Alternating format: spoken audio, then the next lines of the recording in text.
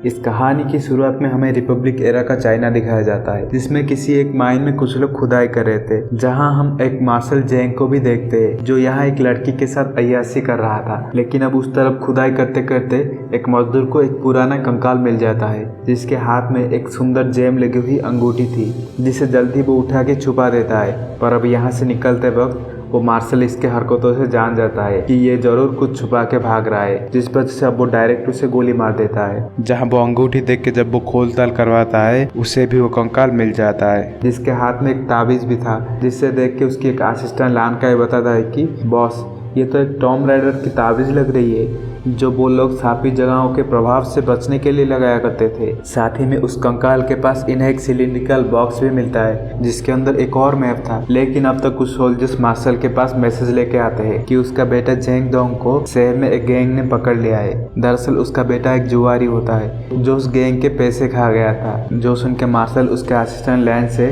300 soldiers को लेके उसे छुड़ाने जाने के ऑर्डर देता है, और इसके बाद कुछ सोल्जर्स के साथ इस कंकाल के पास की चैम्बर को तुड़वाता है, जहां उसे सचमुच की एक एंशिएंट टॉम मिल जाता है। टॉम दरअसल ऐसे जगह को कहा जाता है जहां पुराने टाइम के राजा महाराजाओं को उनके बेशुमार दौलतों के साथ दफनाया जाता था। और अब इस चैम्बर में जाते ही इन्हें वहां रखे बॉक्स भर भर के मोती जवाहरात मिल जाते हैं, जिसे देख के इनका खुशी का ठिकाना नहीं रहता।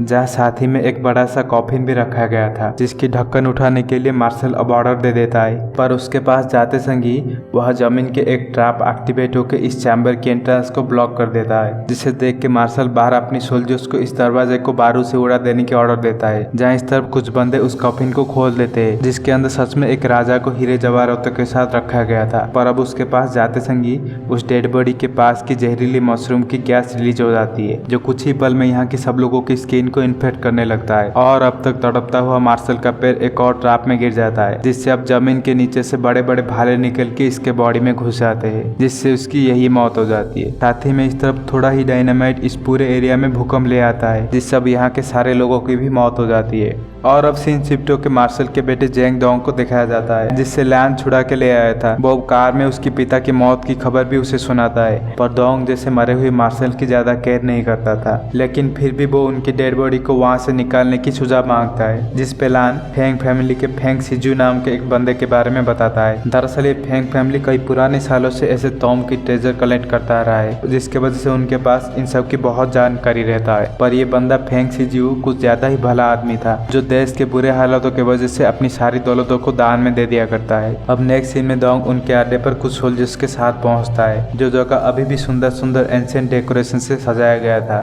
जहां हमें पहली बार फेंग सिजू को दिखाया जाता है, जिससे डोंग यहाँ उसके लिए एक डील लेके आया है ऐसे बताता है। वो कहता है कि हमारे पास एक और टॉम की नक्शा है, पर हम उसे निकाल नहीं सकते, और अगर तुम उसमें हमारी मदद कर दो तो तुम्हें उसमें से आधा हिस्सा दे दिया जाएगा। जो सुन के सिजू की पत्नी उसे मना कर देने को कहती है, लेकिन सिजू इनके लिए काम करने को राजी हो जाता है, और साथ ही में डोंग की रिक्वेस्ट करने पर उस माउंटेन से मार्शल की डेड बॉडी भी निकाल देगा ऐसा वादा करता है। जहाँ फिर अब इन सब की जाने के बाद सिजू अपनी पत्नी को समझाता है कि चाइना के साउथ के रीजन में इस साल बाढ़ ने सब कुछ बर्बाद कर दिया है, जिनके मदद के लिए हमें ये ट्रेजर ढूंढना ही होगा। और अब अगले दिन सिजू और डोंग अपने अपने लोगों के साथ मिलकर उस गुफा के अंदर जाते हैं, जहाँ इन सबको ओल्ड मार्शल की डेड बॉडी मिली जाती है। और फिर अब सिजू दूर से ही एक मिरर की मदद से उस कॉफिन के अंदर देखता है, जिससे अभी भी जहरीले गैसें छूट रहे थे, जिस वजह से वो सबको जल्दी ही अपने मुंह पे कपड़ा ढकने को सजेस्ट करता है, और बताता है कि ऐसे कॉफिन में रहने वाले लोग आमतौर पर बहुत अमीर होते हैं, जो लंबी जिंदगी के लिए गानोडेर्मा नाम के एक जड़ी बूटी खाया करते थे, जिस वजह से ही इनकी डेथ के बाद इनकी डेड बॉडी में एक तरह का जहरीला मशरूम उगता है। पर अब हमें कुछ टेंशन नहीं है,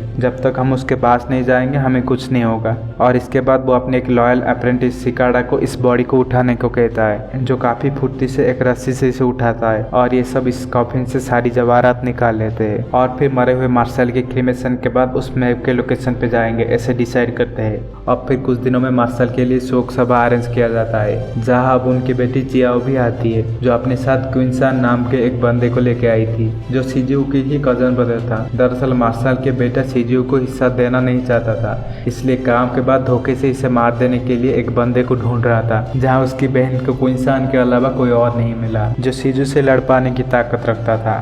दरअसल ये बंदा अपनी कजन ब्रदर सिजू को काफी नफरत करता था और किसी तरफ से मारने का मौके की फिराक में था।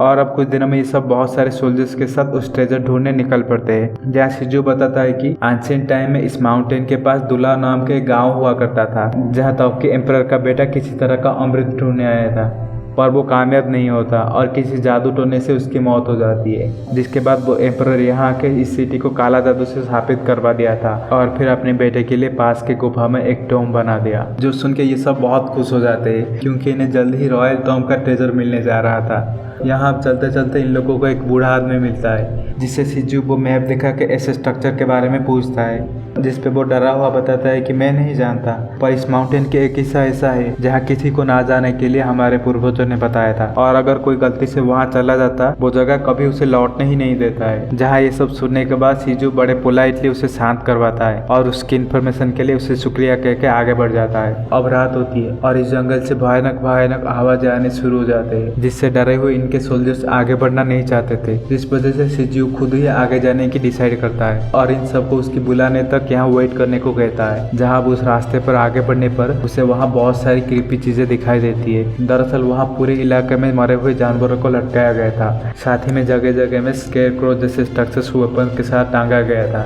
जहाँ शिजू की पैर एक रस्सी में लग जाता है, जिससे वो स्केयरक्रो वाला ट्रैप एक्टिवेट होकर इसके तरफ आने लगते हैं। पर यह भी एक बेहतरीन मार्शल आर्टिस्ट होने के कारण उन सबसे बचने लगता है, पर आखिर में वो एक जाल में फंस ही जाता है। जहाँ वो सारे स्केयरक्रो इसे मारने ही वाले थे कि उसकी एक सेवक कीम आके उन सबको तोड़ देता है, जिसके पीछे पीछे सब लोग भी यहाँ जाते हैं। जहाँ ये सब देख के कोई इंसान बताता है तो राजा ने अपने बेटे की टॉम के लिए लगाया हुआ ट्रैप अभी तक एक्टिव है, जिसपे शिजू कहता है कि ये बस ट्रैप नहीं है, काला जादू है जो किसी की भी जान लेने के बाद फिर से रीसेट हो जाता है। शायद इसी वजह से ही इतने सारे जानवर यहाँ फंस के मरे हुए हैं। और फिर अब ये सब आगे बढ़ जाते हैं, जहाँ बूढ़े आदमी की कही हुई रास्ते पर चलते चलते इन्हें दालू गांव मिल ही जाता है, लेकिन सब अब तक बहुत थक गए थे, जिस वजह से शिजू अपनी एक बंदा सिकाड़ा को आगे भेजता है, जो तेजी से जंगल पार करते हुए गांव तक पहुंच जाता है, जो उस जंगल से भी ज्यादा अजीब और डरावना था। इतने बड़े जंगलों के बीचों बीच होने के बावजूद यहाँ कोई पशु पक्षियों का नामो निशान ही नहीं था। जहाँ घरों के अंदर जाने पर सिकाड़ा वहाँ बहुत सारे पुराने मम्मी जैसे लाशों को देखता है, जिसमें मकड़ियों ने जाला बना दिया था। फिर इसके बाद उसे एक डेड बॉडी के हाथ में एक लकड़ियों में क्राफ्ट करके लिखा हुआ किताब मिलता है, जिसे ये जल्दी उस डेड बॉडी के हाथ से ले लेता है। पर इस दौरान एक मकड़ी बाहर आके उसके हाथ में काट देता है, जहाँ देखते देखते अब हजारों लाखों मकड़ियाँ यहाँ एक्टिव हो जाते हैं, जिसे देखते हुए ये जल्दी बाहर भागता है। जहाँ दूसरी तरफ शिजू भी सब लोगों के साथ यहाँ आता है, पर अब तक पूरे गाँव में मकड़ियाँ भर गए थे, जो देख के सारे सोल्जर्स आग दिखा के उन्हें दूर रखने की कोशिश करते हैं। जहाँ सिकाड़ा भी दौड़ के आके वो लकड़े वाला किताब शिजू को देता है, जो देख के उसे कहाँ मिला ऐसे पूछता है और सबके साथ उस घर में जाने लगता है। पर अब तक वो मकड़ियों का नंबर बढ़ते ही जा रहा था। वो सब पली भर में इन लोगों को खींच के उन जैसे मम्मी बना दे रहे थे, पर कुछ सोल्जर्स की सैक्रिफाइस के बदौलत ये लोग उस घर में पहुंच जाते हैं। जहाँ अंदर जाते ही वो देखते हैं कि वहाँ बहुत सारे लाशें रखे हुए थे, जिसे देख के कोई इंसान परेशान हो जाता है। वो कहता है कि पता है, एक लोक कथा के हिसाब से हमारे जैसे टॉम राइडर्स को 3 चीजों से दूर रहना चाहिए। एक धार्मिक लोगों की टॉम, दूसरी उनकी प्रोटेक्टिंग लाशें और लाशों का बर्तन। और यहाँ ये सब के सब लाशों के बर्तन ही है। हैरान हुए इन लोगों को शिजू सब समझाने लगता है। वो बताता है कि एक पुराने रिचुअल में लोगों की डेड बॉडी के अंदर एक तरह का जहरीले कीड़े को छोड़ दिया जाता था और फिर उस बॉडी को मर्क्यूरी के अंदर डुबा के रख दिया जाता है, जिससे वो कीड़े सालों साल तक उस बॉडी में ट्रैप हो जाते थे। और सर्दियों में जब वो मर्क्यूरी धीरे धीरे वेपोराइज हो जाते हैं, ये कीड़े बाहर आते हैं। शायद ये सारी मकड़ियाँ उन शापित कीड़ों से ही पैदा हुए हैं। इसका मतलब अगर इनमें से कोई भी हमें काट लेगा तो हमारे खून करट होकर हमारी कुछ दिनों में ही मौत हो जाएगी। जो सुन के सब चौंक जाते हैं। जहाँ सिकाड़ा अपनी बॉस को ये बात नहीं बताता कि उसको एक मकड़ी ने पहले ही काट लिया है, लेकिन अब तक यहाँ बॉडी में से एक कीड़ा बाहर आ जाता है, जिसके निकलते ही यहाँ और भी मकड़ियाँ आ जाता है, जो जल्दी हर तरफ से इन पर हमला करने लगते हैं, जिससे अब ये सब इसी घर में ट्रैप हो गए थे। लेकिन इसी बीच क्विंसान को जमीन में जाता हुआ एक टनल मिल जाता है, जिसके एंट्रेंस को यिन यांग सिंबल के साथ लॉक करके रखा गया था। दरअसल ये yin yang symbol ancient Chinese philosophy Taoism का मेन रिप्रेजेंटेशन होता है, पर शिजू उस फिलोसफी के प्रिंसिपल्स के बारे में जानता था, जिस वजह से वो इस एंट्रेंस को जल्दी ही खोल देता है। इसके बाद यहाँ के सारे लोग एक एक करके उस टनल में जाने लगते हैं, जहाँ आखिरी तक सिकाड़ा अंदर ना जाके मकड़ियों को दूर रखने की कोशिश करता रहता है, जिसे देख के शिजू उसे जल्दी ही अंदर आने को बुलाता है, जिसपे वो कहता है कि बॉस, किसी को तो यहाँ रह के इस टनल को क्लोज करना होगा ना। शायद मैं ही वो बंदा हूँ। साथ ही में मेरे जिंदगी के तो अब कुछ ही पल बाकी है, क्योंकि यहाँ आते ही यहाँ की एक मकड़ी ने मुझे काट लिया था। जिसके बाद वो अपने बॉस हिजू को उस टनल में भेज के उसे क्लोज कर देता है और इन सब मकड़ियों के साथ खुद को भी आग लगा देता है। जहाँ अंदर शिजू से इसकी मौत की खबर सुन के सब लोग बहुत दुखी हो जाते हैं। जिस पे लालची डोंग कहता है कि हमने भी तो बहुत लोगों को खोया है ना, और अगर एक बंदे की मौत से हम इतना शोक मनाएंगे तो हमारा मिशन का क्या होगा। जो बात सुन के शिजू भी समझ जाता है और वो सबको समझा के आगे बढ़ने लगता है। जहाँ वो सब जल्द ही एक और चैम्बर में पहुंच जाते हैं, जिसकी दीवारों को पत्थरों से क्राफ करके उस प्रिंस की हिस्ट्री लिखा गया था। जो सब पढ़ते हुए क्विंसान बताता है कि तो उस टाइम के हान एम्परर की बेटा अमृत की खोज में इस दालो गांव में आया था, जहां उसने किसी रिचुअल में 999 बच्चों की बलि दे दिया। लेकिन उसी रिचुअल से मिला पानी को जब वो अमृत समझ के पिया, वो पानी उसकी ही जान ले गई, जिसके वजह से उसके एम्परर पिता इन गाँव के लोगों को ही जिम्मेदार समझ के मरवा दिया और अपनी बेटे की डेड बॉडी को यहाँ इस तोम में लाके रखवाया। जो सुन के डोंग खुश हो जाता है। वो कहता है कि तो आखिरकार हमें वो रॉयल ट्रेजर मिलने ही वाला है। जिस पे शिजू कहता है कि मेरे ख्याल से ये शायद इतना आसान नहीं होगा, ये दोनों बाप बेटे तो काला जादू से निपुण थे, तो क्यों ही ये इतना आसानी से हमें उनकी तोम लूटने देंगे। जहाँ इसके बाद ये सब वहाँ एक एंट्रेंस में एक और पहेली वाला लॉक देखते हैं, जिसे सॉल्व करने के बाद ही वो गेट खुल सकता था। जहाँ शिजू उस लकड़ी में क्राफ्ट किया हुआ बुक पढ़ के इसे घुमाने लगता है। वो लॉक दरअसल उस टाइम के हान एम्परर की जियोग्राफिक सिंबल के आधार पर बनाया गया था, जिससे अपनी एंशिएंट चाइनीज की नॉलेज की वजह से शिजू खोलने में कामयाब हो ही जाता है। नतीजा अब इनके सामने वो केव का एंट्रेंस खुलता है, जिसमें चलते चलते ये लोग एक लकड़े के पुल तक पहुंचते हैं, जिसके दूसरी तरफ वो रॉयल तोम मौजूद था।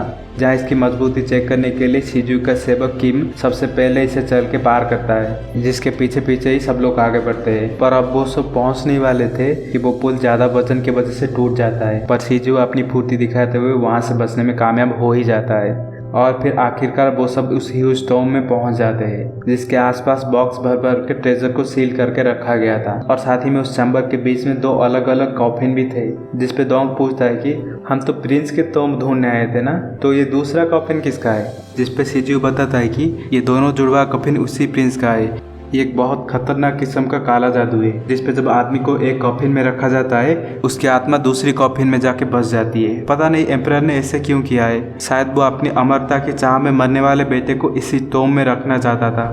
पर डोंग को इन सब से कोई मतलब नहीं था। वो बस ट्रेजर लेके यहाँ से निकलने की जल्दी में था, जिसके ऑर्डर पे अब 2 सोल्जर्स उस कॉफिन के ढक्कन उठाते हैं। जहाँ इसके बाद ये आगे बढ़ के उस प्रिंस के डेड बॉडी को देखता है, जिसके कॉफिन में भी हीरे जवाहरात भर भर के रखे गए थे। जहाँ इसी मोमेंट से ही अपनी काम बन जाने के बाद वो शिजू पर गन तांग देता है, जिसे देख के वो अपने भाई क्विंसन को मदद करने को कहता है, पर वो भी तो इनसे ही मिला हुआ था। जिस पे शिजू उसे फिर से समझाने की कोशिश करता है, लेकिन अब इस मोमेंट तक उस दूसरी वाली कॉफिन से एक जियान मकड़ी बाहर आ जाता है, जो जल्दी इन सब पर हमला करने लगता है। जिस पे ये सब भी उस पर गोलियां चलाना शुरू कर देते, पर उस पे तो इन सब की कोई फर्क नहीं गिर रहा था। जहाँ वो मकड़ी सबसे पहले डोंग के असिस्टेंट लान काई के सीने में अपने एक पैर घुसा देता है और जल्दी ही क्विंसन को भी मारने की कोशिश करता है, जिसे देख कर अपनी खिलाफ हो गया भाई को भी शिजू बचाने की कोशिश करता है और एक अपनी रोप डार्ट से उस पर अटैक करके उसकी ध्यान भटका देता है। जिसके बाद अब वो मकड़ी एक एक करके इनके लोगों को मारने लगता है और फिर जल्दी डोंग और उसकी बहन पर भी हमला करता है, जहाँ अपनी बहन को बचाते हुए डोंग अपनी सैक्रिफाइस दे ही देता है।